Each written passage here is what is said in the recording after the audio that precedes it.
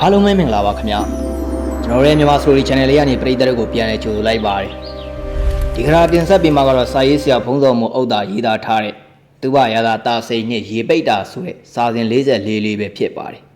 တင်ဆက်မှုလေးမစခင်မှာကျွန်တော်တို့ရဲ့ channel လေးကို like and subscribe လုပ်ပေးဖို့နဲ့ဘေးနားခေါင်းလေးနှိပ်ပေးဖို့တောင်းဆိုပါရစေကျွန်တော်ကတော့တင်ဆက်သူခေရှေးပဲဖြစ်ပါတယ်ရီဝေးရွာဒီဘက်လူမျိုးများအများစုနေထိုင်တဲ့တောင်ပေါ်ရွာကလေးဖြစ်ပါတယ်တာယာအေးချမ်းပြီးတော့အလွန်ရိုးသားတဲ့ရွာသားများစုဝေးနေထိုင်ကြတဲ့ရွာကလေးတွေရွာဖြစ်တယ်။အိမ်ကြီးက30လောက်ရှိပြီးတော့လက်ရောကုန်းတရံတောင်ကုန်းပေါ်မှာတောင်ထဲမြောက်တီးထားတဲ့ရွာတန်းရှည်ကလေးဖြစ်တယ်။ရွာသားများစုကနတ်ကိုသာကိုးဝယ်ကြတာဖြစ်တယ်။ရွာကလေးတရှိရာတောင်ကုန်းရဲ့ပတ်လေနန်စီမြစ်ကရစ်ခွေစီးစင်းလို့နေတာပါ။ခေလာသားတောင်ရဲ့အရှင်းမြောက်ရုံရုံမှာတည်ရှိပြီးတော့နန်စီမြစ်ရဲ့တခြားတစ်ဖက်ပတ်လည်မှာတော့မြေပြန့်လွင်မြေများရှိလေတယ်။မြေပြန့်အဆုံးသက်ပတ်လေမှာတော့အလွန်မြင်မာတဲ့နေတောင်တန်းကြီးများကအုံမိုးထားပြီးတော့ထိုတောင်များကရီဝေးရွာကလေးကိုပြင်ပကလူသားကဘာနဲ့စီးချားထားသလိုဖြစ်ပါတယ်ပတ်လည်မှာနှင်းမုံတောင်မြင့်ကြီးတွေဝန်းရံထားပေမဲ့လည်းရီဝေးရွာလေးတည်ရှိရာတောင်ဒီ၎င်းနန်စီမြစ်လွင်မြစ်ဒီ၎င်းစီးနှင်းကြခြင်းကနေအထူးလုပ်ကင်းက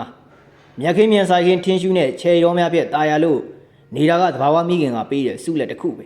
ရွာသားများစုကစပားနဲ့ဆက်လက်မုံလာမုံညင်းစပြင်းများစိုက်ရိုးကြပြီးတော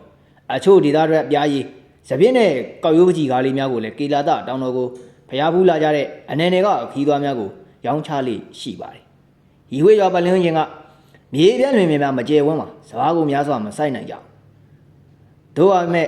တောင်ဆောင်များကစူးရိုးစဘာကိုစနလာရာကြီးဖြစ်ထွန်းတာကြောင့်ရွာသားများဖို့တော့တနေ့စာရိတ်ခါဆန်ကလုံလောက်စွာရရှိပါတယ်။ဒီလိုရွာပလဲမှာတော့စိုက်ပျိုးတဲ့စပြည့်မုံလာဥစားတဲ့အသီးနှံများကဖျားဖူးများကိုရောင်းချခြင်းနဲ့ရွာရဲ့ရိတ်ခါဖြစ်တာရရှိတာပါကြံခဲ့တာတခုကရွာသားများကဘုံဆိုင်ခောက်ဆွဲကြော်နဲ့ဟင်းကြီးကြိုဆိုင်ကိုဖျားဖူးများလာရလမ်းမှာဖွင့်လှစ်ထားကြတယ်ဒီဆိုင်ကရွာသားတဦးတယောက်ပိုင်နဲ့ဆိုင်မဟုတ်ဘဲနဲ့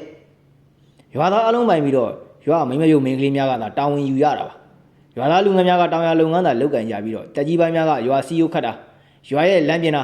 စားတဲ့ဘာဟီကအလုပ်လေးတွေသာလုပ်ကြရပြီးအားလက်ချိန်မှာတော့ရွာလေကဇရက်ရီမှာအကျန်းဦးနဲ့စကားပိုင်းဖွဲ့ပြောဆိုလေခြင်းကအချိန်ကုန်လေးရှိတယ်။သူတို့ရီဝေးရွာကလေးမှာနေထိုင်ကြသူအားလုံးကငင်းခုန်တာခိုက်ရန်ဖြစ်တာမရှိကြသလိုတပ်ပုတ်တိုက်ခိုက်တာလည်းမရှိကြဘူး။ရီဝေးရွာရဲ့မြောက်ဖက်ရေခဲတောင်တရုံကျော်ရင်တော့စူရီရွာနဲ့အီလာရွာလည်းရှိတယ်။အနီးနားမှာကဒီရွာ၃ရွာကခနောက်ဆိုင်တည်ရှိပြီးတော့ကူလူဆက်သွယ်ကြတယ်။ရီဝေးရွာမှာကစပည်သီးနဲ့ပြုလုပ်တဲ့ဝိုင်ရက်ကိုသာရွာသားများကနှစ်ချိုက်စာတောက်သုံးလေးရှိကြတယ်။ဝိုင်ရက်ကိုမူရစ်လို့တောက်တာမျိုးမဟုတ်ဘဲနဲ့ဒေတာကအေးတဲ့လုံခဲ့တာကြောင့်ကျမရဲ့အတွက်ဆေးဖြစ်တာတောက်သုံးကြခြင်းဖြစ်တယ်ဟေးလွတ်ခါ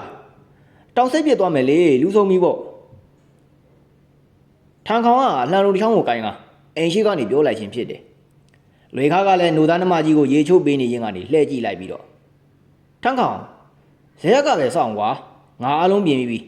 းငါမေခေါ်ပုတ်ကလေးမိခင်ပေးနေလို့ပါဟာထန်ခေါင်ကလွေခါတို့အိမ်ရှိကနေငှက်ပြောပြင်မော်ကငါပြောဘူးကိုသူ့လှန်နဲ့ပြစ်လိုက်တယ်လမ်းကငါပြောဘူးကိုထုတ်ချင်းခတ်သွားတာကြောင့်ငါပြောဘူးကလှန်တဲ့အတူမြေမှာပြုတ်ကျလာတယ်။လွေခါကတစ်ချက်လှမ်းကြည့်လိုက်ပြီးတော့အေးငါပြောဘူးခုံမယ်နဲ့မေ့နေတာ။ဒါနဲ့ထန်ကောင်ငါတို့ကညအိတ်သွားကြမှာမဟုတ်ဘူးလားကွာ။ထန်ကောင်ငါပြောဘူးကလှမ်းကိုချွတ်လိုက်ပြီးတော့အေးလေလာမဲ့လောက်ဝင်ညမှာတောင်ကြီးကိုတောင်စိတ်အဖို့မှတင်ရမှာ။ရွာသခင်ကတောင်တင်ဖို့နဲ့ဝါသားတွေစားဖို့ငါးကောင်ပြရမယ်လို့မှားလိုက်တာပဲကွာ။ယူဝေရွာကငကိုးဝေတာကြောင့်တပေါင်းလားကွယ်ညာတိုင်းတောင်စိတ်အဖို့မှတင်မြောက်လေရှိကြတယ်ဒီကိစ္စတွေကိုရွာသခင်ကပဲဥဆောင်တာရွာသားတွေကစောရကမတက်ရေးကြဘူးရွာသခင်လမ်းညွှန်တဲ့အတိုင်းတဝေမတိန်လိုက်နာချရတယ်ရွာသခင်ဆိုတာကသူတို့ရွာကလေးစားကြောင်းရတဲ့ပုံကူကြီးဖြစ်တယ်သူကရွာပြင်တောင်တစ်ခုပေါ်မှာတယောက်တည်းနေထိုင်ပြီးရွာရဲ့ရိုးရာအစင်လာကိုထိမ့်သိမ်းစောင့်ရှောက်သူလည်းဖြစ်ပါတယ်ဒူသနာကရီဝေရွာမှာရွာလူကြီးမရှိဘူးရွာသခင်ကပဲအုပ်ချုပ်တာဖြစ်တယ်ရွာသခင်ကရွာရဲ့ကညမာကိုပိုင်ဆောက်ပြီးတော့ရွာလုံးကယုံကြည်ကြလေတယ်တနည်းအားဖြင့်တော့ရွာသခင်ကဖုံးတော်ကြီးလို့အရှင်ဝါရှိတဲ့နတ်ဆရာတယောက်ရဲ့အရှင်ပါဝါရှိတဲ့သူလည်းဖြစ်တယ်။ရီဝေးရွာသခင်အမိကလီလီခုံဖြစ်နေတယ်။သူ့တက်ကဘယ်လောက်ရှိသလဲဆိုတော့ဘယ်သူမှအတိအကျမသိကြဘူး။မိခိုးရောင်ဝေယုံကြီးကိုအမြဲဝတ်ဆင်လေးရှိပြီးတော့ရွာပြင်ကတောင်ဝုန်းလေးမှာသူတယောက်တည်းနေထိုင်လေးရှိတယ်။သူနေထိုင်ရာတောင်ဝုန်းကရစ်ပူတော်တဲ့တသားတဲ့တစ်ခုနဲ့ရဲတိုင်လို့ခေါ်တဲ့ကျွန်းတက်လုံးတိုင်ကြီးတစ်လုံးရှိတယ်။ရုပ်ထုတို့ဘာလို့တော့ရှိမနေပါဘူး။အခါအားလျော်စွာရစ်ပူတော်ကြတဲ့ရစ်ကြီးတွေကိုတော့နေစတဲ့ဘောင်းလာခွဲနေညမှာထိုတောင်ကုန်းကလေးမှာလောက်ကြတယ်။ရေကြီးကတောင်စိတ်အဖို့မှတစုံကိုရေတိုင်းမှာ တွဲလွဲဆွဲပြီးတော့ဝိုင်းရက်နဲ့မုံမျိုးစုံတည်တည်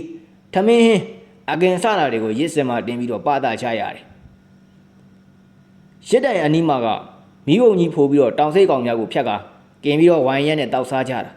ဒီလိုလို့ရင်ရွာသားတွေအနေနဲ့ကင်းတယ်လို့ယုံကြည်ကြတယ်ဒီစင်လာကိုဘိုးစဉ်ပေါင်းစံလှုပ်ခဲ့ကြပြီးတော့သူတို့ရွာရဲ့ရွာသခင်ကဘယ်ချင်းကရွာသခင်ဖြစ်တယ်ခဲ့တယ်အတက်ကဘလောက်ဆိုတာကိုတော့ဘယ်သူမှမသိကြဘူးဘိုးဆိုတာကလည်းရွာသခင်ရဲ့မျက်နှာကိုလုံးဝမြင်ဘူးချင်းမရှိကြဘူးအမြဲတမ်းရွာသားတွေတွေ့ရတာကရွာသခင်ကရွှေသားမျက်နှာဖုံးအုပ်ကြီးအုပ်ထားလေးရှိတယ်ရွှေသားမျက်နှာဖုံးဆိုတာကအဆွဲပြူးပြူးနဲ့ဘလူးမျက်နှာကြီးပါရွာသားတွေကရွာသခင်ရဲ့မျက်နှာကိုဘယ်သူမှမမြင်ဘူးလေသလားမြင်မှုသူရှိသလားအတက်ကဘလောက်လဲဆိုတာသိကြသလားဒါပေမဲ့မသိသလိုနေကြသလားဆိုတာကတော့ဘယ်သူမှမပြောကြဘူးဒါကရီဝေးရွာရဲ့လှိဝက်ချက်ဖြစ်လေတယ်လွေခါနဲ့ထံကောင်တို့ဥဆောင်ပြီးတော့ရွာကကာလာသားများလန်လေးများစားအုပ်စားကွက်ကိုစီနဲ့တဲကရွာကနေထွက်ခဲ့ကြတယ်ဒီလိုဥရိယကရွာရဲ့အနောက်စီကိုပါထိုးတောင်ကျောပေါ်မှာကတောင်စိန်များကလွန်သွားမှပိုးများတယ်မဟုတ်ပါလားရွာကာလာသားများဖို့ဒီလိုအမဲလိုက်တဲ့အလုပ်ကအရွယ်ရောက်ပြီးတိုင်းသူတိုင်းမဖြစ်မနေတတ်ထားကြရတဲ့အကျင့်ပဲသူတို့ရွာမှာမုတ်ဆိုးဆိုပြီးတော့တီးတန့်လည်းမရှိဘူးအားလုံးမုတ်ဆိုးလို့လှုပ်တတ်ကြတယ်ညကအေးစက်တိတ်စိတ်လို့နေပါတယ်ဝဒန်ယူဝေရွာကိုရောက်လာတာရဲတရတပတ်ပင်ကြာခဲ့ပြီဝဒန်ကိုကြံကျူးတို့သားဖားကကေလာတာတောင်ကနေခေါ်ယူခဲ့ခြင်းဖြစ်ပါတယ်ရတနာကူကစန္ဒဆွဲပြူနရောင်းကိုယူခဲ့တဲ့ကိစ္စနဲ့ပတ်သက်ပြီးတော့သူ့ဘရာသားကြီးကအပြစ်ပေးခဲ့တာပါဟီမဝနာတောင်ကြားမှာစိတ်အားငယ်နေတဲ့ဝဒန်ကိုကြံကျူးတို့သားဖားခေါ်ယူခဲ့တာက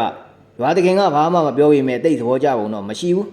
ဝဒန်အိယာကနေလူးလက်ထားခြင်းအိတ်မပြောနိုင်ခဲ့ဘူးသူ့ဘဝမှာတွေ့တာခဲ့ရတဲ့သူဆိုလို့9ယောက်ပဲရှိတာလေပထမဆုံးတွေ့ရတာကဖခင်ဖြစ်သူသူ့ဘရာသားကြီးတာစိန်ဒုတိယတွေ့ရတဲ့သူကမျိုးကုန်းစိတ်ရွာသားမိုက်စာခွားတို့နဲ့မဲလုံးတတိယအတွေ့တာရဆုံးညီလေးကတော့အောင်နေဖြစ်လေတယ်ဒီလူတွေနဲ့ပြန်ဆုံမှုအကြောင်းကနေခဲ့ပါသေးတယ်သူတို့အနေနဲ့မြန်မာပြည်ကိုလာရတဲ့လမ်းတိုင်းပြန်မှုကလည်းမဖြစ်နိုင်တယ်လို့တီးဘက်ကနေတရုတ်ပြည်ကိုဖျက်ပြီးပြန်မှုဆိုတာကလည်းလွယ်ကူလာတာတော့မဟုတ်ဘူးသူဖခင်ဖြစ်သူညီဖြစ်သူအောင်နေရဲ့အတူနေခဲ့တဲ့အတိတ်တွေမျိုးကုန်းစိတ်ရွာမှာဆရာဖြစ်သူနဲ့အတူညီရကိုရင်းလို့ခင်မင်ရတဲ့ခွားတို့နဲ့မဲလုံးတို့နဲ့အတူနေခဲ့တာလေတပြူမှာဘယ်တော့မှပြန်မစုံတော့ဘူးထင်ခဲ့ရတဲ့ဆရာဖြစ်သူမိုက်စာကိုပြန်တွေ့ပြီးတော့ဖခင်နဲ့အတူစွန်သားကန်ခီးရှည်ကြီးကိုဖျက်တမ်းခဲ့ရတယ်သူတို့မျောလင်းခဲ့တဲ့ရှမ်းရီဘူရာကိုလည်းမျောလင်းချက်လမ်းစာရတော့မှမိမိစိတ်ကိုမထိန်နိုင်တဲ့အမှားကြောင့်သူအနှင်ထုတ်ခံရခဲ့ရတယ်ဖခင်ဖြစ်သူကိုအပြစ်မတင်ရက်ပါဘူးခတ်တန်ကြမ်းဆိုးတဲ့ခီးရန်ကိုမှအဖေကကြမ်းကြမ်းမှရှိပါမလားလို့တွေးခါတယောက်တည်းမျက်ရည်ကျလို့နေတယ်ညကတကောင်ရံတောင်ရောက်ခဲ့ပြီဘယ်နေရာမှမသိတဲ့ခွေးဥစံလိုလူအုပ်ကြီးရဲ့ညီးတန်လိုကထိတ်လန့်စရာအတန်နဲ့ကြီးကြောင့်ဝဒန်အိယာကနေငေါကနေထထိုင်လိုက်တယ်အတန်လာရကိုအတာနာဆွန့်လိုက်ပြီးတော့တဲအင်္ဂလိပ်လေးကိုကြည့်လိုက်ရော့ဦးလေးဂျန်ကျူလည်းနိုးနေတာကိုသတိထားလိုက်မိတယ်ဂျန်ကျူကအိတ်နေကအတာထားလိုက်ပြီးတော့ကောင်းလေးမင်းတို့နေလားကွာအေးမီးမထုံးနဲ့အတာနေအဲ့ဒါမိစ္ဆာကြီးကန်ကအော်တန်းကွဒါရွာအတွက်နမိတ်မကောင်းဘူးဒီအချိန်အတွင်းကမှအိတ်နေတဲ့လူကြီးကသူတို့ရဲ့အနာကိုဝင်းထိုင်လိုက်ပြီးတော့အဖကန်ကအော်ပြန်ပြီနော်ရွာကတော့ဘာဖြစ်အောင်မလဲမသိဘူးဂျန်ကျူကတမကိုချကတမီဖြစ်သူလူကြီးရဲ့ခေါင်းကိုပုတ်တက်ရင်းကနေရွာတခင်ကကဲတင်ပါလိမ့်မယ်တမီလူကြီးကတမမြင်းမြင်းကလေးကိုချကတုံညီတဲ့လေတန်းနဲ့အဖရွာတခင်ကိုအားကိုးနေတော့မဲလားဒီလူကြီးကိုတမီတော့မယုံကြည်ရတော့ဘူးဟိုကလေးမလူကြီးနေပါလေပြောနေတာလေဝါဒန်ကဂျန်ကျူသားဖပြောနေတာကိုနားမလဲဆိုတာရှိနေတယ်သူကဧည့်သည်မဟုတ်လားဒီရွာရဲ့အကြောင်းသူဘာမှသိသိနေတာမဟုတ်ဘူးရွာကသူ့ကိုခင်မင်ကြတယ်ရွာကလာသားများကသူတို့ခြံလုပ်ငန်းစိုက်ခင်းလုပ်ငန်းတွေမှာရွာသားတအုပ်တို့သဘောထားပြီးတော့အတူတူလုပ်ကင်စီခဲ့တယ်အခုရက်ထဲမှာမုတ်ဆိုးလုံးနဲ့တောဝင်တာကိုအန်ဒီရများတယ်လို့ခေါ်မသွားဘူးအားလုံးကနှွေးထွေးမှုပေးကြတယ်ရွာသခင်ကလွဲရင်ပေါ့ဦးလေးကျန်ဒီရေကန်ကဘယ်နားမှာရှိရလဲဗျအခုလိုဘာလို့អော်တာလဲဝတန်ကမေးလိုက်ရဂျန်ကျူကလေတန်းကိုနှိမ့်လိုက်ပြီးတော့မိစ္ဆာကန်လို့ခေါ်တဲ့သူကြီးရဲ့ရွာရဲ့တောင်ဘက်မှာပါဘာလို့អော်တာလဲဆိုတာကတော့အဲ့ဒီမိစ္ဆာကြီးကန်မှာနတ်မိစ္ဆာတွေနေတဲ့ကွအခုလိုអော်ရင်နွားတွေရေကန်နဲ့ပြစ်ချပေးရတယ်အေးမဟုတ်ရင်တော့ရွာကဘေးအန်ကြီးကြုံရတော့တာပဲကွဝတန်တမကိုချလိုက်တယ်ဒီရေကန်ကိုအခုလိုညအချိန်မတော်អော်ရတဲ့အကြောင်းရင်းကိုဦးလေးကျန်တို့လည်းတီတီပပအပြေမပေးနိုင်ကြအောင်ဒီကန်နဲ့တောင်ကုန်းကလေးကရွာသခင်ကဆက်ဆက်မှုတော့ရှိပါလိမ့်မယ်မနှက်ပြန်ကြရင်တော့မိစ္ဆာကြီးကန်ကိုတိတ်တိတ်စိတ်သွားလိလာဖို့သူဆုံးဖြတ်လိုက်တယ်တမီးလူကြီးသွားအိတော်လေနောက်ဒီကောင်းရုံမပြောမိပါစေနဲ့ကွယ်လူကြီးကနေရာကအตาရထသွားရဝါတန်ကဂျန်ကြီးကိုကြည့်လိုက်ပြီးတော့ဒီလိုအတန်ဆိုကြီးနဲ့တညာလုံးអော်တော့တာပဲလားဂျန်ကြီးကအင်းနေပြီဖြစ်တဲ့အကျန်းဦးကအကျန်းကြီးတစ်ခွက်ကိုငှဲ့ကတောက်လိုက်ပြီးတော့ နာပါကွာခဏနေရက်သွားမှာပါကဲအေးပြမယ်အိတ်တော့ထုံညာကအတန်ဆိုကြီးကတနာရီကျော်ကြာမှတိတ်ဆိတ်သွားတယ်ဝဒန်တော်နဲ့အိတ်မရခဲ့စောနာလူကြီးပြောတဲ့စကားထဲမှာရွာသခင်ဆိုတဲ့လူကြီးကိုမယုံဘူးလို့ပြောခဲ့တယ်မဟုတ်ပါလားလူကြီးအနေနဲ့ဒီလူကြီးအကြောင်းကိုအထိုက်လျောက်သိနေမှာအမှန်ပဲဘာပဲဖြစ်ဖြစ်မနှက်ကြရင်တော့လူကြီးကိုမေးစမ်းတီးခေါက်ကြီးမှရမယ်လူကြီးဒီနေ့ကခေါက်သက်တိုင်မသွားရဘူးလားလူကြီးနဲ့ဝဒန်ပလိုင်းတစ်လုံးစီလွဲကစိုက်ကင်းထဲကိုထွက်လာကြခြင်းဖြစ်တယ်ဝဒန်ကနန်းစီကြောင်လေးကိုဖြတ်ကူးရင်မေးလိုက်ခြင်းဖြစ်ကလူကြီးကတဲခုံပေါ်ရက်လိုက်ပြီးတော့ဒီနေ့ကလူကြီးတို့အလှည့်မဟုတ်ဘူးလေကိုဝဒန်ဩတန်းတဲ့လူကြီးအကိုညီမတို့ရောတခုခုဖြစ်ကူညီနိုင်မယ်ထင်တယ်အကိုထင်ညာမိစ္ဆာကြီးကအော်တန်ကိုဘဝင်သိမ့်မကြောက်ပြီးတော့ဟိုရသခင်နဲ့ပတ်သက်နေသလားလို့အကိုထင်လို့ပါလူကြီးကပတ်ဝန်းကျင်ကိုကက်ခတ်ကြည့်လိုက်ပြီးတော့ရေစမ်းချောင်းလေးကကြောင်လေးမှထားလိုက်ပြီးတော့နော်အကိုဝဒန်ပြောမှလူကြီးစဉ်းစားမိတယ်ကံအောင်တာနဲ့လူကြီးတွေနဲ့ပတ်သက်နေနိုင်တယ်ကိုဝဒန်ရဲ့လူကြီးကတော့လူကြီးကိုမုန်းတယ်လူကြီးရဲ့တကားကြောင့်ဝဒန်အလုံးမဲအောင်သွားတယ်ဘာဖြစ်လို့လဲလူကြီးရဲ့ तू ကလူကြီးအတွက်မုန်းဖို့ကောင်းတဲ့အချက်တွေရှိနေလို့လားလူကြီးကအာရင်ကိုတင်းကြိတ်လိုက်ပြီးတော့အဘတို့ကသူ့ကိုမပြောရဘူးတဲ့ဒါပေမဲ့သူ့ကိုပြောလို့လူကြီးတေမဆိုးလဲတေပါသေးရှင်ကြီးလူကြီးကလူရုံမာကြီးလေဝဒန်ရဲ့ရင်နဲ့တလိုက်လိုက်ဖြစ်သွားတယ်သူထင်နေတာမမှားဘူးရွာသခင်ကရိုးမှမယူသားတာရွာသားတွေကိုသူ့မျက်နှာအမြင်မခံဘူးရိုးသားကြတဲ့ရွာသားတွေကိုဒီလူကြီးမှိုင်းတိုက်ထားတာဖြစ်လိမ့်မယ်လူကြီးကဒီလူကြီးကိုအတော်မကြည်နဲ့တဲ့ပုံပဲလူကြီးမှလူကြီးနဲ့ပတ်သက်ပြီးတော့နာကြီးရအကောင်းတဲ့ချက်တော့ရှိရမှာသိကြတယ်အကုန်နှုတ်လို့နေညီမရဲ့ तू ကဘယ်လိုလူမျိုးလဲဆိုတာသိပြရသည်ကွယ်လူကြီးကနှခမ်းများတစ်ဆက်တုံးကလူကြီးကဘယ်လိုလူမျိုးလဲဟုတ်လားအကူဝဒန်မတည်သေးတာကိုလူကြီးပြောပြမယ်သူ့ရဲ့မကောင်းကြောင်ပြောလို့လူကြီးသေးခြင်းနဲ့သိနိုင်ပါတယ်ဒါပေမဲ့လူကြီးအကြောင်းကိုနားထောင်ရတာအကူဝဒန်ပဲရှိတာသူကမကောင်းတဲ့ပညာတွေတက်တယ်ကိုရဲ့ဘာပညာဆိုတာလူကြီးမသိဘူးသူကရွာသားတွေကိုဖမ်းစားတယ်အထူးသဖြင့်အမျိုးသမီးကိုပဲအမျိုးသမီးကမအိမ်နိုင်မစားနိုင်ငိုလိုက်ရေလိုက်ဖြစ်နေသူ့စီသွားလိုက်ရသူ့စီမှာ9ရက်ထားခဲ့ရတာလူရုံမာကြီးပါသူ့စီလာကူတဲ့မိန်းမတိုင်းကိုမရအဖြစ်ပြုတ်ကျင်တယ်လူကြီးရဲ့အမလူမိန်လဲသူဖမ်းစားပြီးတော့သူ့စီခေါ်ခံရတာပဲလူမိန်ကိုတင်းရမရလုပ်ခဲ့တယ်လေအမလူမိန်ရှက်လုံးလို့တောင်မောကခုန်ချပြီးတော့တေပစ်ခဲ့တာသူ့လက်ချက်နဲ့ရွာသားတွေအသက်ပေးခဲ့ရတာတွေပြီးတော့သူငယ်အဖြစ်ကြုံခဲ့ရတဲ့မိန်းကလေးတွေလက်ညှိုးထိုးမလွတ်တော့ဘူးတော်ပြီလူကြီးဒီတော့ဆိုကိုသဘောပေါက်ပါပြီဖြစ်နိုင်ရင်ဒီနေ့အကိုကိုမိစ္ဆာကြီးကလိုက်ပြပါလူကြီးကအတန်းကြာစဉ်းစားပြီးတတ်မှတ်ကိုချကအကိုကြည့်ရင်တော့လိုက်ပို့ပေးပါမယ်အကြောင်းမရှိပဲဒီကံကိုဘယ်သူမှတွားခွင့်မရှိဘူးဝဒန်ကအတတ်မှတ်ကိုချလိုက်ပြီးတော့အကိုတို့လူတွေမသိအောင်တွားကြမယ်လူကြီးရွာကိုတို့ကပေးနေတဲ့ရန်သူရဲ့တဲလွန်သားကိုလိုက်ရမယ်လူကြီးကအတန်းကြာစဉ်းစားလိုက်ပြီးတုံတရားကိုပြန်တွေးလိုက်ပုံပါပဲလိုက်ပြမယ်လေလူကြီးနောက်ကလိုက်ခဲ့တော့ကိုဝဒန်လူကြီးကဒီလိုပြောပြီးရှေ့ကနေထွက်သွားရဝဒန်ကလည်းသူ့မနောက်ကိုလိုက်ခဲ့ပုံမှန်သွားနေကြလမ်းမဟုတ်ပဲလူမရေးမိနိုင်တဲ့တောင်ခပန်းကနေခက်ခဲသွားရတာဖြစ်လူကြီးကတောင်တန်းပေါ်ကနေလာတဲ့သူကိုတောင်ခပန်းကလက်တော်ဝါစာကြောက်ခဲတုံးလေးတွေကိုအားပြုနင်းလျှောက်နိုင်ပေမဲ့ဝဒန်အဖို့တော့အတော်မလွယ်တဲ့အခြေအနေမျိုးပါမတော်တဆခြေကျော်လို့ကတော့အောက်ခြေကိုကောင်းစွာမမြင်ရတဲ့အသူရာကြောက်ထက်ကိုပြုတ်ကြပြီးတော့အယိုအသာစီစီညံ့ညံ့ကြေးနိုင်ပါတယ်တနားရီလောက်ခက်ခဲအကြောင်းနေရာကိုကုတ်တွေပြီးလာခဲ့ချရကြောက်တောင်ရဲ့အခြားတနေရာကိုရောက်လာတယ်လမ်းရည်လိုလည်းမရှိပေမဲ့ပြေးသာလျှောက်ရတာမို့တော်သေးတယ်ထင်းယူပင်များထူထပ်စွာပေါက်ရောက်နေတဲ့နေရာမှာဝါကနေတမျောတစ်ခေါ်ရေပင်ကြီးကိုတွေးလိုက်တယ်ဒါမိစ္ဆာကြီးကလည်းအကိုဝဒန်ရဲ့လူကြီးကိုပြန်မဖြေအားရေကန်ကြီးကိုကြည့်ကဝဒန်အလွန်အမင်းအံ့ဩလို့နေတယ်အေယာမရေခဲတောင်ကြီးနှစ်ခုရဲ့ဂျားလေအတောင်200လောက်ရှိပြီးတော့တောင်ထဲမြောက်ခံမမရအောင်ရှည်ရရတဲ့ရှည်မြောအေယာမရေကန်ကြီးပါ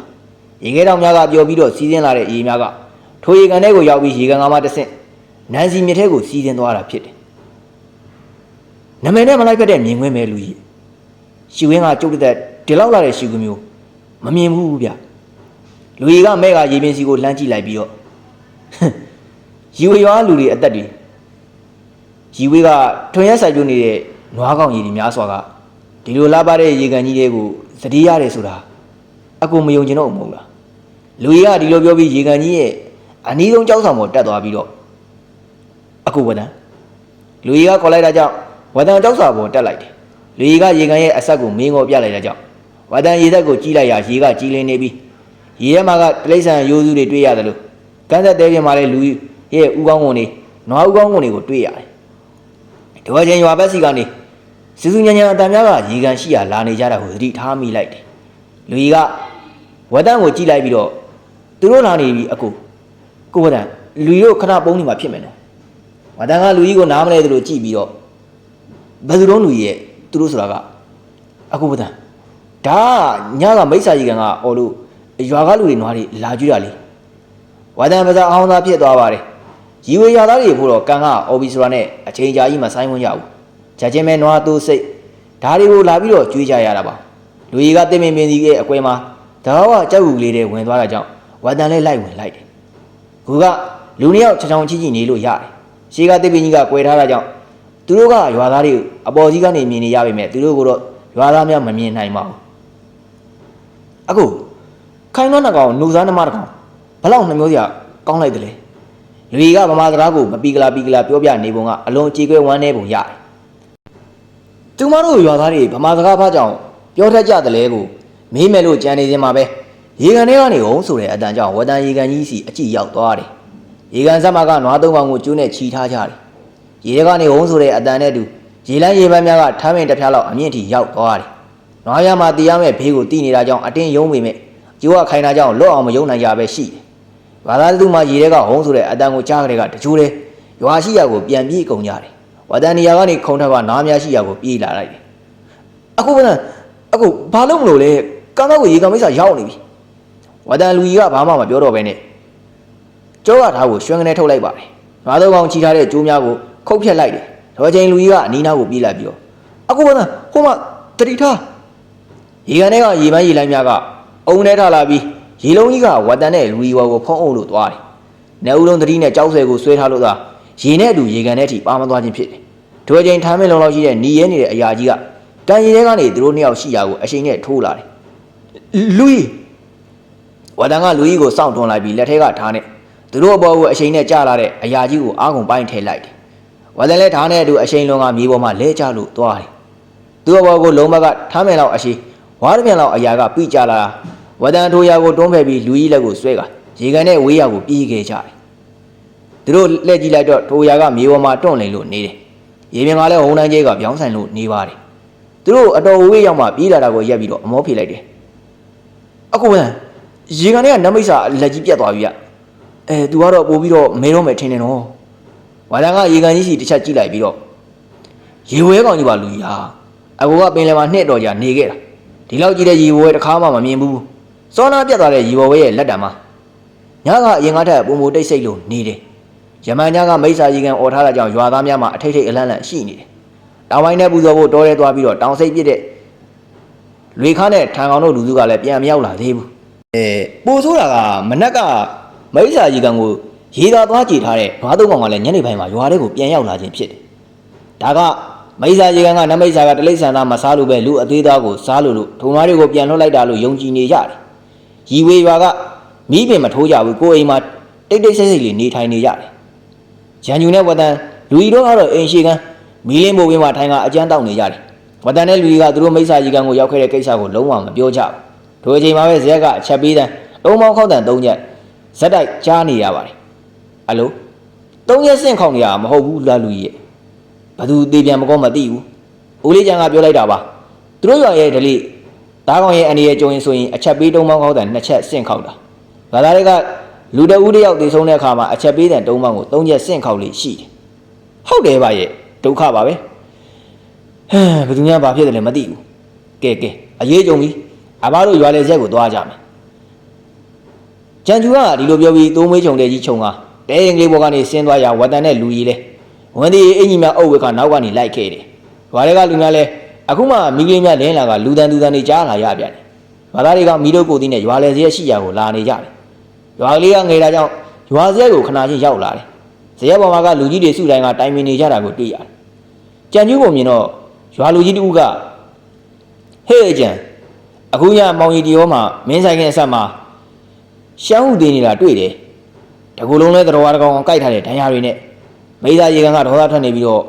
ကြံမနက်ကနွားသုံးကောင်ကိုမစားပဲပြန်ပေးလှုပ်ပေးလိုက်တာကွာထိုအချိန်မှာပဲဘုံတော်ကိုတစ်ချက်ချင်းတီးတန်ကြားလိုက်ရတယ် ဒါကတေဆုံးသွားတဲ့မသားကိုရွာလေဆက်ကိုလာပို့ကြခြင်းဖြစ်တယ်ရီဝေရရဲ့တလေးကလူသေးတဲ့အခါမိမိအိမ်မှာအကျန်းပူအောင်မထားကြဘူးရွာလေဆက်မှာလာပြင်ထားကြတယ်မသားကိုကိုယ့်ရဲ့တိတိဇက်မှာပဲထားတာရွာတွေကလူတွေကတအိမ်တယောက်မသားကိုလာဆောင်အိတ်ကြတယ်အเจ้าကဖုတ်ဝင်ပြီးထားလာမှဆိုရရဲ့တော့ကောင်စားမှဆိုရရဲ့အကြောင်းရီဝေရဲ့မော်စရာရဲ့ထုံးစံကမသားကိုအိမ်ကနေရွာလေရက်ထိရွာသခင်ကမသားရဲ့ပန်းဝါကိုခေါင်းမှာပန်းဆင်းပြီးလူတွေကောင်ရဲ့ခြေရင်းမှာရှောက်ခိုင်းတာပါအာဒီကောင်ကမသားပန်းပန်းပြီးတာနဲ့ဘုံကိုတစ်ချက်ချင်းတီးရတာဘုံတစ်ချက်တီးရင်မသားကောင်ကတလှမ်းချင်းလှမ်းလာတယ်မတီးရင်ရက်နေပြီးတော့လုံးဝမတီးရင်တော့မသားကလဲကျလို့သွားတယ်အခုလဲမသားကိုမသားပန်းပန်းပြီးတော့ဘုံတီးကရက်ရှိရကိုခေါ်လာကြခြင်းဖြစ်တယ်ဦးလေးကျန်စိတ်ချပြီးပြန်မှာကျွန်တော်ပဲဦးလေးကျန်အစားစောင့်ပြီးလိုက်မယ်ရီဝေရရဲ့ထုံးစံရမသားဇက်ကိုရောက်တဲ့အချိန်ကစပြီးတရွာလုံးတအိမ်တယောက်မသားကိုစောင့်ချရတာအခုရထဲတောင်စိတ်သွားပြတာကြောင့်ရွာကလူများမရှိမနေဘူးအခုရွာသား၄ယောက်နဲ့ဝတန်ပဲကြံခဲ့တာရွာကအင်ကြီး30ကျော်လောက်ဖြစ်ရတကြီးရွယ်ဦးများပဲနေတိုင်းနဲ့အိမ်ကိုဖယ်ရင်15အိမ်လောက်ရှိတာဒီတွေကမှလူငယ်တော်တော်များများကတောဝင်နေကြတာမဟုတ်ပါလားဟေးပေါ်မှာကောင်းလေးနင်တို့ဘက်ကဒီလိုမသားဆောင်တာရှိသလားကွမသားပြင်းထားတဲ့ဘေးမှာမီးလုံရင်းနဲ့ရွာသားကြီးတယောက်ကဝတန်ကိုမေးလိုက်ခြင်းဖြစ်တယ်ဝတန်ကတောက်လက်ဆအကျမ်းပကံကိုချလိုက်ပြီးတော့ကျုပ်တို့စီတော့မသားအိမ်မှာထားတာများတယ်ဗျ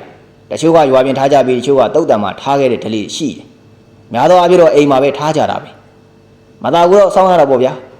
ဒါပေမဲ့ကျုပ်တို့စီမှာတော့မသားဆောင်တဲ့လူတွေမပြင်းအောင်ဖဲဝိုင်းကပ်ပြီးတော့ဝိုင်းလုပ်ပြီးတော့စကားကစားတယ်ဗျဒီကရော်သားများကဖဲဝိုင်းတို့ကတ်တို့ဆိုတာကိုအတော်အံ့ဩသွားကြပုံရတယ်တယောက်ကဝတန်ကိုကြည့်လိုက်ပြီးတော့အေးကြားဘူးပါတယ်ဖဲတို့ကတ်တို့ပြည်ကြီးကလူတွေကအဲ့ဟာတွေကစားကြတယ်လို့ရောက်ဘူးတဲ့သူတွေကပြောတာကြားဘူးတယ်ကွဝတန်ကကြွေကြရတဲ့ကအကျန်းဘူးကိုငှဲ့လိုက်ပြီးအရသာခံတော့ခနေပါဦးနောက်တော်ကြီးတို့ရဲ့ဒီရွာရဲ့တလေးကမသားကိုအိမ်မှာကျန်းပူအောင်မထားဘဲနဲ့ဇဲမှာလာထားကြတဲ့အထိပ်ပဲရောသိကျင်ပါရဲ့ထိုအခါအတန်90လောက်ရှိတဲ့လူကြီးကဈေးတံကိုခဲလိုက်ပြီးတော့ရေလူကြီးတွေရဲ့အစင်လာပဲဟေ့ငါတို့ကြားဘူးတာကတော့လူကသေးသွားရင်9ရက်လောက်သူ့ရဲ့အိမ်မှာဝိညာဉ်အဖြစ်တဝဲလဲလဲဖြစ်နေတတ်တယ်တဲ့အိမ်မှာမသားကိုထားတော့သူ့ဆွေမျိုးသူ့ဥစ္စာကိုဆွဲပြီးတော့ဒီဘွားကမကျွတ်မလို့ဖြစ်မှာစိုးလို့ပြီးတော့ဇရက်မှာဆိုတော့သူနဲ့ဆိုင်ရာပုဂ္ဂိုလ်တွေကလွတ်လွတ်လပ်လပ်တွေ့ဆုံပြီးတော့အထက်ဘုံကိုနောက်ဆံမတင်မဲ့လိုက်နိုင်ရတာပေါ့ဒီနေရာမှာလူတွေချင်းရက်လေတာနဲ့ဝိညာဉ်ဆိုတာနဲ့ပတ်သက်ပြီးတော့အမျိုးမျိုးယူဆကြတယ်သို့တော်လည်းဖះဟောအရဆိုရင်တော့သူဟာတေပြည့်ရဲ့ယုံနဲ့နန်းအကုန်သေးသွားတာပဲယုတ်ခန္ဓာကြီးသာတေပြီးနန်းကကြံနေတယ်ဆိုတာမဟုတ်ဘူးရက်လေတာကဖះလက်ထက်ကယဟန်တစ်ပါးပြန်တော်မူတဲ့အခါပုထုသင်ယဟန်ဆိုတော့သူ့ရဲ့သင်္ကန်းကိုဆွဲလန်းပြီးတော့သင်္ကန်းမှာတမ်းမကြီးဖြစ်တဲ့ငါဟာဆိုပြီးတော့ပြေးလွှားနေတာပေါ့ဒီတမ်းမကြီးကနောက်9ရက်အသက်ရှင်မှာကိုတော့မြင်တော်မူတဲ့ဘုရားရှင်ကထိုယဟန်ရဲ့သင်္ကန်းကို9ရက်ပြည့်ပြီးမှတခြားသူတွေကိုယူသေးတယ်ဒါကိုအစွဲပြုပြီးတော့9ရက်လေတာမျိုးပါလူကတည်တဲ့အခါရုပ်ခန္ဓာရောအသက်ဝိညာဉ်မှာတည်တဲ့အတွက်တရေဖြစ်တာဘာညာဆိုတာကလက်ရှိဘဝနဲ့မဆိုင်မဲနဲ့ပိဋကဘဝရောက်တာတဲ့တရေဆိုတာဖြစ်လာခြင်းဖြစ်တယ်အမှန်ကတရေတို့တစေတို့ဆိုတာကပိဋကများကိုပြောခြင်းဖြစ်ပါတယ်ဝတန်ကအတန်ကြာတွေးပြီးရွာသားကြီးကိုကြည့်ကဒါဆိုဟာလေဒီမသားကိုတကြူတော့ရောမီးရှို့တာလားမြင်မြုပ်တာလားဗျရွာသားကြီးကမြောက်ဘက်ကိုလမ်းကျိုးထိုးကမင်းနေဘက်တွေမြင်မှာပေါ့ကြောက်တော်အမြင်ကြီးအဲ့ဒီမှာကလူတွေကောင်းတစ်လုံးထဲလို့ရတဲ့ဂူတွေထွင်းထားတယ်အဲ့ဒီကူမှာသွားထားကြတာကွာငါတို့ရမှာကခလေးတယောက်မွေးတိုင်းအဲ့ဒီတောင်မှာဂူတစ်ခုစုပြီးတော့ထွင်းကြတယ်လူတွေရင်ဂူပေါက်ကအသင့်ဖြစ်အောင်လို့ပေါ့တကြောင်တကားတရားတစ်ပုတ်ဆန်းဆိုလို့ရီဝေရွာရဲ့ထုံးတဲ့တလေးကိုစိတ်ဝင်စားစွာတွေးတောနေခြင်းစက်စံကြီးရှိနေတဲ့မသားကောင်းကစက်ကနေကုန်းထားလာတာကိုအားလုံးမြင်ကြရတယ်ရုတ်တရက်မို့ဝတန်နဲ့လန့်သွားတာပေါ့ရွာသားများကတိတ်မထူးဆန်းသလိုမျိုးအမူအရာနဲ့မသားကိုကြည့်ကသူတို့ဘာသာစကားနဲ့တုံတရားကိုပြောလိုက်ရမသားကတောက်ခောက်ကနေရာကနေထားလာတယ်ဟဲ့လူဖုတ်ဝင်တာထင်တယ်နော်ဝါသံကပြောပြီးမဲ့ရွာသားများကဝတန်စကားကိုခယူးမကျူပဲမသားကိုဝိုင်းဆွဲနေကြတယ်လူရင်းနဲ့မသားကလုံလာထွေးလာဖြစ်လို့နေတာပေါ့ရွာသားကြီးတယောက်ကမသားကောင်းရင်မှထားတဲ့ပန်းအိုးတွေကအနီရောင်ပန်းဝင်းကိုယူလိုက်ပြီးမိဘုံတွေကိုပြစ်ထိုက်လိုက်ရပန်းဝင်လေးကချက်ချင်းလောင်ကျန်းသွားတာကိုမြင်လိုက်ရတယ်ဒီအချိန်ဇေယျပလဲမှာမဲမဲရိပ်မြင်များကလှုပ်လှုပ်ရှားရှားဖြစ်နေတာကိုဝတန်မြင်လိုက်ပါတယ်ဘာသာများကတော့ထိုရများကိုမြင်ကြဟန်မတူဘူးမသားနဲ့လွေးလာလုံလာထွေးလာဖြစ်လို့နေတာပေါ့မဲမဲကောင်များကတစားတစားဇေယျနာကိုရောက်လာကြပြီးတော့လူနဲ့တူပေမဲ့တကိုယ်လုံးကအမွေးအနီများဟောခါမျက်နာကနှာခေါင်းပါးစပ်ကိုမမြင်ချရဘူးမျက်လုံးနီကြီးသာမြင်ကြရတယ်သူတို့ကလူလိုလမ်းလျှောက်လာတာမဟုတ်ဘဲနဲ့ဖားများလို့စောင်းကြောက်ထိုင်ကခုံဆလာနေခြင်းဖြစ်တယ်သူတို့ရဲ့မျက်လုံးနီရဲရဲများကဝတန်ကိုကြီးဆိုင်ခြင်းမရှိပဲမသားစီကိုသာစူးစူးရဲရဲစိုက်ကြည့်နေတာဒါပေမဲ့မိဘုံတွေကနေအနီရောင်ပန်းဝဲကျသွားတဲ့နဲ့လူတွေကောင်မှခွေကြလဲကျလို့သွားတယ် ရွာသားများကမတာကိုပြန်မလာပြီးဇရက်ပေါ်မှာနေရာတကျပြန်ထားလိုက်ကြတယ်မဲမဲတော်များလည်းအမောင်လူတွေကိုခုံစားနဲ့ပြန်ဝင်သွားကြပြီဖြစ်တယ်ဟင်ဗမာလေးမင်းကြောက်သွားလားကွာဒီလိုပဲဖြစ်တတ်တယ်ဟိမတာကဝင်းကျင်ပြန်ပြီးသူ့အိမ်ကိုပြန်မယ်လုပ်နေတာတော်ပါသေးရဲ့ကွာထုံညဖို့တော့ထပ်ပြီးဘာမှထူးထူးခြားခြားမဖြစ်တော့ပါဘူးဒါပေမဲ့ပရောလောကနဲ့ပတ်သက်ပြီးဝတ္တအဖို့တော့အတွေ့အကြုံတင်များကိုရရှိခဲ့ခြင်းဖြစ်တယ်ထိုမတာကိုကိုရက်ထားပြီးညနေပိုင်းမှာရွာမြောက်ဖက်ကတောင်သောကအကြောက်ကူလေးမှာအသေးကောင်ကိုအဝတ်တွေအထက်ထက်ပတ်ပြီးတကြိုချလေတပေါင်းလားဝင်နေရွာသခင်လီလီခုံရဲ့အိမ်ရှိမြေပြပြောင်းမှာမီးအောင်ကမှိန်ပြပြလင်းလို့နေတယ်ရွာသားများကထုံမြေခွက်ပတ်လဲမှာဒူထောက်လျက်အနေထားနဲ့ဝိုင်းပြီးတော့ထိုင်နေကြတယ်ရစ်တိုင်မှာတော့တောင်စိတ်အဖိုးမအသေးနှကောင်ကိုဇောက်ထိုးဆွဲထားပြီးတော့ရစ်စင်ပေါ်မှာတော့ထမင်းဟင်းရုံငင်ငားငင်စတာတွေနဲ့မုံများပြည့်နေအောင်တင်ထားကြတယ်ရွာသခင်ကမြေခွက်လက်မှာကြာယူကောင်းတက်ထားတဲ့တောင်ဝေးအကြီးကိုမနိုင်တနိုင်ကိုင်းကဘာသာကလည်းတတိုးရွတ်ဆိုလို့နေတာပေါ့ခဏကြာတဲ့အခါမှာရစ်တိုင်ကတောင်စိန်များကိုရွာသားတစုကဖြုတ်ယူပြီးအရေးဆုပ်နေတာတွေ့တယ်ကျွမ်းကျင်လာတဲ့ရွာသားများကတောင်စိတ်နှကောင်ကိုအရေးကုန်းခွာကကွန်တဝမ်းညက်ပြင်မကြဘူးတောင်စိတ်နှကောင်ကိုမီးပုံကတစိုးကြီးထိုးကกินလိုက်တယ်ကန်တော်ရှင်မကငါ့ကိုလာပြောတယ်ရွာကိုလူသိန်းရောက်နေတာမကြိုက်ဘူးတဲ့သူကကန်တော်ရှင်မရဲ့စီးတော်ဘဝကြီးကိုလက်ဖြတ်လိုက်တယ်တဲ့အဲ့ဒါမင်းတို့သိကြလားရွာသခင်ရဲ့ဒေါ်လာကြီးအော်ဟပြီးတော့ပြောလိုက်တဲ့စကားကြောင့်ရွာသားများမှာတုန်သွားတယ်ရွာသခင်ရဲ့မျက်လုံးတွေကရွှေနဲ့မြတ်ဖုံးမျက်စိဘောက်ကနေမီတင်ဝင်ဝင်တောက်လို့နေတာပေါ့ရွာသခင်ရဲ့အကြည့်ကဝတ်တန့်စီရောက်လာပြီးတော့ဒင်းကိုဖမ်းကြလူဒင်းကိုဖမ်းကြစမ်းဒင်းကိုရေသာကျွေးမှရမယ်ရွာသခင်ကဝတ်တန့်ကိုတောင်ဝင်းနဲ့လှမ်းထိုးကပြောလိုက်တာပါဒါပေမဲ့ရွာသားတွေကတုတ်တုတ်ပြီးမလှုပ်ကြဘူးဟဲ့မကြားကြဘူးလားဒါမင်းကယူမဆိုင်တလားရွာကိုရေသာမကျွေးရင်မင်းတို့တရားလုံးကန်တော်ရှင်မကကျိန်သာမိပြီးတော့ရေရောက်ပြီးအသေးဆုံးနဲ့သေချာရလိုက်မယ်သိကြလားဟဲ့ထိုအခါရွာသားတယောက်ကမဝင်မရဲထလာပြီးတော့ရွာသခင်ကင်မပါကျွန်တော်တို့ရွာကိုကျိန်သာကလွတ်အောင်စောက်ရှောက်ပေးပါထိုအခါရွာသခင်ကထိုရွာသားကြီးကိုကြည့်ပြီးတော့ကြောက်တတ်တော့လေမင်းတို့ပဲရွာကိုလူသိန်းဆိုရင်မလာတာကောင်းတယ်လို့ငါပြောထားတာကိုယူမဆိုင်ကြဘူးဟိုကြံကျူးလူငါတို့နေမွေးတယ်မိပဲကြံကျူးကခေါင်းကုန်းလို့သာနေတယ်လူကြီးကနေရာကထားကဒီမှာရွာသခင်ကျမအဖကတောထဲမှာဒုက္ခရောက်နေတဲ့လူကိုခဏကယ်တင်ခဲ့တာသူကရွာကိုဘာမှဒုက္ခပေးတာမရှိဘူးဘာသာများကလူကြီးကိုထိုင်ဖို့ဝိုင်းပြောကြရလူကြီးကထိုင်လိုက်တယ်ကျွန်တော်ကြောင့်ရွာခုလိုဖြစ်ရတယ်ဆိုရင်တော့ကျွန်တော်မနေ့ပြန်ဒီရွာကနေထွက်ခါပေးပါမယ်ရွာသခင်ဝါသားကနေရာကထားပြီးပြောလိုက်ရရွာသခင်ကသူ့ရဲ့တောင်ဝေးကိုမြေပေါ်ဆောင်းလိုက်ပြီးမီဒီဝဲတောင်းနေတဲ့မျက်လုံးတွေနဲ့စူးစူးရဲရဲကြည့်လိုက်ပါတယ်မင်းထွက်သွားကြမလို့တော့မင်းကိုရေသာကျွေးမှရမယ်ဟေ့ရွာသားတွေဘာကြည့်နေတာလဲဒီငမိုက်သားကိုဝိုင်းပန်းကြရွာသားများကမတက်တာတဲ့အစုံထိုင်နေရာကထားလိုက်ကြတယ်ဒေါ်ချင်းလူကြားတဲ့ကိုလူနှစ်ယောက်ပြေးဝင်လာတယ်ရွာသခင်နဲ့ရွာသားများကအံ့အားသင့်ကထိုလူနှစ်ယောက်ကိုကြောင်ကြည့်နေတယ်ထိုလူနှစ်ယောက်ကသူတို့ရွာသားအားလုံးမဟုတ်ဘူးဟင်အဖေဆရာဝါဒန်လုံးမင်းအံ့ဩသွားလေတယ်သူခုမြင်လိုက်ရတာကသူ့ဘာရတာနဲ့မိုက်စားတို့ဖြစ်တယ်ဒီတက်သူပြန်ဆောင်တွေးခွင့်မရတော့ဘူးလို့ထင်ခဲ့တဲ့လူသားနှစ်ဦးကအခုသူ့စီကိုစိုက်မြက်ကြီးရောက်လာခဲ့ခြင်းဖြစ်တယ်သူ့ဘာရတာကြီးကသူ့စတိုင်တိုင်တောင်ဝေးကိုကိုင်းကဈေးတန်းကိုမိမကိုထောင်းအောင်ဖွာလိုက်ပြီးတော့ဝတ်တန့်ကိုပြုံကြီးကြည့်လို့နေတယ်မိုက်သားကဝတ်တန့်ကိုတစ်ချက်ပြုံပြကနေရာကနေခုံလိုက်တာကြောင့်ဝတ်တန့်ပင်ထိတ်လန့်လို့သွားတယ်မိုက်သားခုံလိုက်တာကရွာသခင်ရဲ့ကြီးမားတုတ်ခိုင်တဲ့တောင်ဝေးကြီးကလေးဘောကိုအရှိန်ပြင်းပြင်းနဲ့ဝဲပြန်လာတာကြောင့်သူ့လက်ထဲကငှက်ကြီးတောင်ဓာတ်နဲ့လေးဟာပြင်မှာပြေးပိုင်းပြီးတော့ခုတ်လိုက်ခြင်းဖြစ်တယ်လူရုံမှာမင်းတော့ကောက်ကြည့်တာပဲငါညီကိုမင်းတက်လို့ရမယ်ထင်လားငါစင်းနဲ့ဆုံးအောင်မိုက်သားရဲ့ဓာတ်ချမ်းနဲ့ရွာသခင်ရဲ့တောင်ဝေးကြီးမှာတီကနေပြတ်ပိုင်းသွားလေတယ်ရွာသခင်ကမိုက်သားကိုမီးဝင်းဝင်းတောက်တဲ့မျက်လုံးတွေနဲ့ကြည့်လိုက်ပြီးတော့မင်းတို့ဘယ်သူတွေလဲကွာမင်းတို့ကယူဝေရွာကိုဖျက်ဆီးမဲ့မိစ္ဆာကောင်းနေပဲဟဲ့လူမင်းမဲ့ကြီးကလည်းမတန်မရပြောလုံးမလားကွာယူဝေကိုဖျက်နေတာကမင်းပဲမဲကြောင့်ရွာသားတွေအမောင်တိကြနေတာမင်းကိုဒီကုန်းပေးဖို့လာတဲ့နေမင်းတပံနေလို့မှတ်ထားလိုက်ကွာဝတန်ကအားလုံးကိုနားမလဲသလိုကြည်လို့နေတယ်ဂျန်ကျူတို့သားပါနဲ့ရွာသားများမှာထိတ်ထိတ်ပြားပြားဖြစ်လို့နေကြတယ်တကယ်ဆိုဝတန်ကကံကောင်းခဲ့ရခြင်းမှာရွာတခင်ကဝတန်ရဲ့အလက်မှာသူ့တောင်ဝင်းနဲ့အားကုန်ရိုက်ချလာခြင်းဖြစ်တယ်မိုက်သားမြန်လို့တာပေါ့ဝတန်တက်တာရခြင်းရတယ်ဟဲ့ကောင်မင်းမျက်နှာဖုံကိုချွတ်လိုက်ဆန်းလူဦးမှာမိုက်သားကထိုးထိုးပြောပြီးရွာတခင်ရှိရာကိုတိုးလာပါတယ်ရွာတခင်ကခြေလန်း3-4လမ်းလောက်အထိစုပ်လိုက်ပြီးတော့မင်းကတေချင်းတို့အကဲဆန်းတာလားကွာဒီလိုပြောပြီးတော့ဦးရန်ရှည်ကြီးပြုတ်လိုက်ရတောင်ဝေးအောက်ခြေကနေတပုတ်ကအတန်များနဲ့အတူမသာဆောင်တဲ့ညကတွေ့ကြရတဲ့မကောင်းဆိုးဝါးကောင်များကမျက်လုံးနီနီရဲရဲများနဲ့ဖားလို့ခုံကမိုက်သားရှိရာကိုလာနေကြတယ် မိုက်သားကမဟာဆုံးအစွမ်းနဲ့လေဟာနေတဲ့ခုံတက်လိုက်ရချက်ချင်းပဲမီးသားစက်ကြီးဖြစ်သွားတယ်ပြာလွင်တောက်ပါတဲ့မီးလုံးကြီးကစက်ကြလို့မှုတ်နေအောင်လဲနေတာပါတခွဲစားကလွှာဝိုင်းကြီးတို့မီးဝိုင်းကြီးဖြစ်တယ်ရွာသခင်ရဲ့မျက်နှာကအတော်ပြက်လို့နေတယ်မိုက်သားဖြစ်တဲ့မီးသားစက်ကြီးကမကောင်းဆိုးဝါးများကိုတကောင်မီးတကောင်အပိုင်းပိုင်းအထစ်တဲ့ဖျက်တောက်လိုက်ရတကောင်မီးတနေရာကနေပျောက်ွယ်လို့သွားတယ်လူရုံမှာမင်းပြေးလို့လွတ်မဲ့ထင်းသလားကွာဒီအချိန်မှာရွာသခင်ကနေရာကခြာကနေထွက်ပြေးသွားရမိုက်သားကမြေကွက်လက်ပေါ်ခုံဆင်းလိုက်ပြီးတော့လှမ်းပြော်လိုက်ခြင်းဖြစ်တယ်တဆက်တဲ့သူ့လက်ထက်ကနေငှက်ကြီးတောင်ထားနေရွာသခင်ပြေးသွားရာကိုထိုးချိန်လိုက်တာမှာဓာတ်ဦးကျော်ကအလင်းတန်းတစ်ခုဖြာထွက်သွားပြီးရွာသခင်ကိုထိုအလင်းတန်းကြီးကရစ်ဘက်ခါဆွဲယူလာတယ်မောင်မိုက်စာအသက်ကိုတော့လွတ်လိုက်ပါကွယ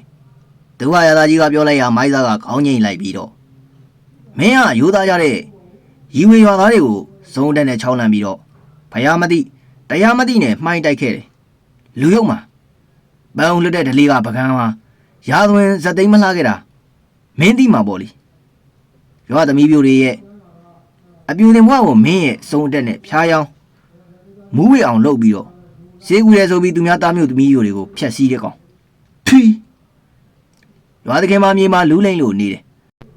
သူ့ကိုမှရစ်ပတ်နေတဲ့မဟာဆုံးအလင်းဆက်ကျူးများကသူ့သားများကိုတဖြည်းဖြည်းပူလောင်နေရရွာတကယ်များချွေးများပြန်ကတုံရင်လို့နေတယ်မင်းမျက်နှာပုံကိုချွတ်ဆန်းဒီခါရွာတကယ်ကလက်အုပ်ချီလိုက်ပြီးတော့ကျုပ်ဘယ်တော့မှဒီကိုပြန်မလာတော့ပါဘူးဗျာအမြဲတမ်းတော့မချုပ်ပြရသေးနဲ့ဗျာတဝါရသားကြီးကတတ်မကိုချတာဈေးတံကိုဖွာလိုက်ပြီးတော့သူမလာဝင်းတော့ပါဘူးမျက်နှာဖုံးတော့ရှိပါသေးတော့ကွယ်ဒီကမိုက်သားကသူ့ရဲ့မဟာဆုံးမော်ဆက်တွေကိုပြန်ရုပ်လိုက်ပြီးတော့မင်းကိုပထမဆုံးနဲ့နောက်ဆုံးချိန်ခွင့်လွှတ်လိုက်မယ်ဟီမန်ဝနာနယ်ကိုဘယ်တော့မှခြေပြန်မချပါဘူးလို့ဂရိပေးကောင်းပါဗျာကျုပ်ဂရိပေးပါလေမိုက်သားကမေးဆက်ပြလိုက်ရရွာသခင်ဆိုသူကထိုနေရာကနေခန္ဓာကိုယ်ကြီးကစွန်ရမ်းငှက်အသွင်ဖြစ်ကအမောင်လူတဲကိုပြန်ထွက်လို့သွားပါတော့တယ်ရွာသားများမှာတုံလုံး6ချားကကြောက်ရွံ့ကြီးဖြစ်လို့နေကြရတာဝါတန်ကသူ့ဘာရသားကြီးရှိမှဒူးထောက်ထိုင်ကသူ့ဘာရသားကြီးရဲ့ခြေသလုံးများကိုဖတ်ခါငိုယိုလို့နေတယ်လူလေးမငိုပါနဲ့တော့ကွယ်လူငယ်ဆိုတာကတစ်ချိန်တစ်ခါမှားတတ်တာပဲအဖပေးခဲ့တဲ့အပြစ်တွေအားလုံးလည်းပြန်ရုပ်သိမ်းလိုက်ပါပြီထိုအခါမိုက်သားကဝတ်တန်ပကုံးကိုညင်သာစွာတိုင်းဖတ်လိုက်ပြီးတော့အားမငယ်ပါနဲ့ငါညီလားအခုတို့ရှန်ရီဘူးရခကြီးကပြီးဆုံးပါပြီအတူတူပြန်ကြမယ်ညီလေးဝါတန်ကမျက်ရည်များကိုလက်ခုံနဲ့တုတ်ခါတကယ်လားဆရာဝမ်းထားလိုက်တာဗျာကျွန်တော်ကဒီတစ်သက်ဆရာဦးနဲ့မဆုံရဘူးထင်နေတာဗျဒုဝရသားကြီးကဝါတန်ကိုခရုဏာတက်စွာကြည့်လိုက်ပြီးတော့ဟေးသူတော်ကောင်းတို့အစင်လာမှာခွဲလို့တီးခံခြင်းမဲ့လူလေးကဲအဘတို့ပင်ပန်းလာကြတယ်နားကျင်ပြီထိုအခါမှဂျန်ကျူးနဲ့ရွာသားများကအသိဝင်လာပြီးသူ့ဘာရသားကြီးတို့အတွက်အခင်းနဲ့ဆောင်များယူကာနေတရားပြင်ဆင်ပေးကြတယ်မိဘကောင်ကတောင်စိတ်ကောင်များကစီတရှဲရှဲနဲ့ကြက်နေပြီဖြစ်ရာတောင်စိတ်ကင်းစပြည့်ဝိုင်းမုံနဲ့အကျန်းပူပူကိုတဲခင်းကျွေးမွေးကြတယ်ရွာသားများမှာကာလကြေရှာဖယားရှိခိုးကိုးကွယ်ရေးမရ6လမ်းကရုံမာခဲ့တဲ့ရွာသခင်ရဲ့အကြောင်းကိုပြောဆိုရင်ထိုညအဖို့တော့မိုးစင်စင်လင်းခဲ့ကြတာပေါ့ရွာလေစရမှာကရွာသားအလုံးအစုံလင်ရောက်ရှိနေကြတယ်ဇရက်ပေါ်မှာသူ့ဘာရသားကြီးနဲ့မိုက်စာဝဒန်ကြံကျူးတို့အကျန်းတောက်လေးရရှိနေတယ်သူ့ဘာရသားကြီးကရွာသားများကိုကြည့်လိုက်ပြီးတော့မိစ္ဆာရေကန်ကိုတစ်နှစ်ကိုနွားပထံကောင်ကျွေးရတယ်တော့ဗျဒုက္ခရွာသားတို့ကအတန်ကြာစဉ်းစားပြီးမှပုံမှန်တော့မရှိပါဘူးဗျအနည်းဆုံးတော့နွား10ကောင်လောက်တော့ကျွေးရပါတယ်အိုက်သားကသူ့ဘာရသားကြီးကိုကြည့်လိုက်ပြီးတော့အဘစိန်ဒီမိစ္ဆာကန်ကအကောင်ကတလိษံဘုံသားမဟုတ်ဘူးထင်နေနော်ဒုက္ခရသားကြီးကအကျန်းပူပူကိုမော့တောက်လိုက်ပြီးတော့ပိတ်တာဘုံသားပါမမိုက်သားရဲ့အဘရှင်းလိုက်မယ်ကဲပြောနေတာကြပါလေအခုပဲမိစ္ဆာရေကန်ကိုသွားကြစို့ဒါနဲ့ရွာကနွားနှကောင်တော့ဆွဲခဲ့ကြအောင်ဒုက္ခရသားကြီးဥဆောင်ပြီးတရားလုံးမိစ္ဆာရေကန်ရှိရာကိုထွက်ခဲ့ကြတယ်ရေကန်ကြီးကဘာပြစ်မှမရှိသလိုငြိမ်သက်လို့နေတာပါဒုက္ခရသားကြီးကနွားတွေကိုကန်ရင်ဆက်မှာခြိထားသိပြီးတော့ကန်ရင်ပင်ကိုစူးစူးဆက်ဆက်ကြည့်နေတယ်ဒုက္ခချင်းကန်ရင်ပင်ကလှိုင်းကြီးများထလာပြီးခဏတွင်မှရေပြင်ကဟုံတိုင်းကျဲလာတော့တယ်။သဘာဝရာသားကြီးကကန်ရည်တဲ့ဆင်းလိုက်ပါတယ်။ဒိုအချင်းကန်ရည်တဲ့ကနေအလွန်တောက်ခံကြီးမားတဲ့ရေဝဲလက်တန်ကြီးတွေပေါ်လာပြီးသူ့ဘာရာသားကြီးကိုရစ်ပတ်ခါရေရောက်ကိုဆွဲချသွားတယ်။အဖစိန်သတိထားဗျ။ဟာအဖေရေပြင်ကကြပြောင်းကြပြန်ဆန်လို့နေတယ်။သဘာဝရာသားကြီးကရေကတိုင်းအာယုံကိုဝင်စားကရေအောက်မှာတင်းငိမ့်စွာနေနိုင်ခြင်းဖြစ်တယ်။ရေဝဲကောင်ကြီးကတောင်ကြီးတစ်လုံးလောက်ကြီးမားပြီးတော့သူ့ရဲ့လက်တံများကထမ်းမိန်လုံးလောက်တွေရှိတယ်။ရေဝဲကြီးကသူ့ဘာရသားကြီးကိုသူ့ပါဇက်ထဲထိုးသွင်းလိုက်လေတယ်။ သူဘာရသားကြီးကမိကတိုင်းကိုဝင်စားလိုက်လေရာရေဝဲကောင်မှမမြူနိုင်မဲ့ပြန်ထုတ်ရပြန်တယ်ဘူလာနာကြောင့်ရေဝဲကြီးကဒေါသထွက်ပြီးတော့အချိန်ချင်းမြူပေမဲ့ဘူလောင်တဲ့အချိန်ကြောင့်အချိန်ချင်းပြန်ထုတ်နေရတယ်အချိန်ကြာလာတဲ့မြသူဘာရသားကြီးရဲ့ကိုကအပူချိန်ကရေကန်ထဲကရေများကိုအငွေ့တွေထလာသေးတယ်ရေဝဲမှာလက်မှန်ချတာရေအောင်ကျမ်းမြေမှာမလုံနိုင်ပဲရှိနေတယ်တင်ဟာအကုသို့ကြောင့်အခုလိုရေပိတ်တာကြီးဖြစ်နေရတာဒီဘဝမှာထပ်ပြီးသူ့အသက်ကိုတက်စားနေမယ်ဆိုရင်တော့လယ်လောင်ကျွမ်းပြီးတော့ငရဲရောက်ရပါလိမ့်မယ်မကုန်သေးတဲ့အကုသို့ဝေကြီးကိုပေးဆက်ပါသူတစ်ပါးကိုဘေးမပြုပါနဲ့ဒါဆိုဒီဘဝဆုကတင်လွတ်မြောက်လိမ့်မယ်ရေဝဲရေပိတ်တာကြီးမှာ